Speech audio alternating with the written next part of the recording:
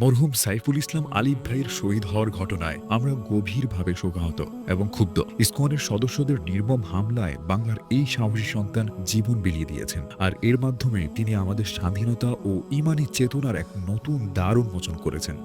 ইখতিয়ার উদ্দিন মোহাম্মদ বিন বখতিয়ারের বিজয়ের সেই চেতনা, তিতুমিরের বাঁশের কেল্লার প্রতিরোধ এবং ত্যাগের রক্তিম ইতিহাস আমাদের মনে করিয়ে দেয় বাংলার মাটিতে ইমানের প্রহরীরা কখনো অন্যায়ের কাছে মাথা নত করেনি আর করবেও না। ইসকনের এই বর্বরচিত হত্যাকাণ্ডের মূল্য তাদের অবশ্যই দিতে হবে। বাংলার মাটি কখনো শহীদদের রক্ত বৃথা যেতে দেয়নি, আর আজও দেবে না।